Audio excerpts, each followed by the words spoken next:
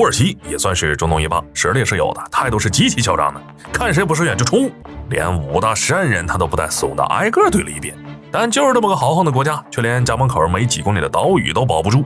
2500多的岛屿他就到手60几个。希腊的领海直接贴脸开打，好好的沿海硬是只剩下一堆沙滩。不是，那土耳其为啥会逼屈到这种地步呢？今天球哥就带大家来了解了解。土耳其横跨亚欧大陆，北临黑海，南濒地中海，与叙利亚、伊拉克、希腊、保加利亚、格鲁吉亚、亚美尼亚、阿塞拜疆以及伊朗接壤。国土面积约为 78.36 万平方公里，人口约8525万人。因为独特的地理位置，土耳其也被称为是连接亚欧的十字路口。土耳其海峡更是黑海与地中海的唯一通道。虽然经过土耳其海峡呢，得土耳其说了算，但能不能到达地中海，那还得看希腊的脸色。这是为啥？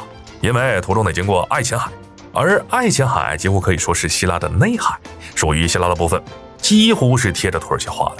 超21万平方公里的海域，土耳其呢也就剩个沙滩，稍微动作大点直接就非法入境了。另外要说到爱琴海又被称为多岛海，岛屿多达2500多个，而且这些岛屿呢可不是啥小岛礁，面积上1000平方公里的就好几个，而土耳其呢是一个都没分到，甚至有的岛屿就离土耳其几公里远，依旧水系了。2500多个岛屿，它就分到了60几个，好家伙呀！五常都不放在眼里的土耳其，怎么在爱琴海这儿这么憋气，任由希腊占尽便宜呢？偌大的爱琴海，结果呢，土耳其只剩个沙滩，能散散步，别说出船下海了，稍微游个泳都容易游进希腊的领海。不是，那土耳其虽然是抽象了点，有不少名场面，但实力还是不差的呀，怎么就会容忍这么憋屈的海域划分呢？众所周知，土耳其和希腊的关系呢可不算好，双方呢算是百年老冤家，直到现在两边呢还时不时的给对方找麻烦，这是为啥？因为土耳其的前身奥斯曼帝国曾经入侵占领了希腊，希腊当然不愿意啊，但没办法，实在打不过。而希腊能独立，还是趁着奥斯曼实力衰落，又在英法等国帮助下才摆脱了奥斯曼，成功独立。而此时的奥斯曼呢，日子可不好过。北面因为俄罗斯想要黑海到地中海的出海口，奥斯曼和俄罗斯打了超200年的仗，打着自己实力呢是越来越弱，领土还丢了不少。而南面呢，意大利为了抢夺殖民地，也对奥斯曼下手。奥斯曼没打过，还被意大利拿了不少领土，其中就有爱琴海的10几座岛屿。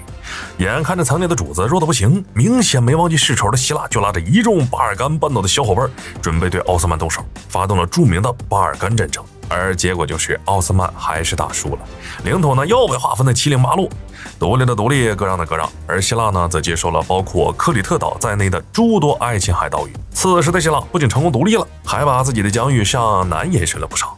爱琴海大部分海域也都被希腊掌握，但是希腊依旧不解气呀，很快机会就主动送上门了。如果说希腊能独立，爱琴海被划分不少是因为奥斯曼实力日渐衰落导致的，那接下来希腊海域直接划到家门口，那属实是因为奥斯曼的运气太差了。随着萨拉热窝的一声枪响，一战爆发了。奥斯曼加入以德奥为首的同盟国，而希腊则加入协约国，结果显而易见，同盟国战败，而奥斯曼因为站错了队伍而遭到了清算。奥斯曼解体，希腊更是生活大捷，直接打到土耳其的老家。虽然没能成功，但也彻底获得了爱琴海的主权。新生的土耳其呢，虽然生气，但奈何实力差，也不敢有啥要求。等到后面二战爆发，本来土耳其呢是有改变自己命运的机会的，只要这次战队成功，成为战胜国，就有重新划分疆域的机会。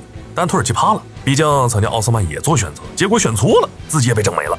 而土耳其呢，怕自己落得这样的下场，就没敢选，而是表示自己中立。而希腊不一样，人家选对过，还得到了不少好处，所以呢没这样的担忧，直接梭哈同盟国。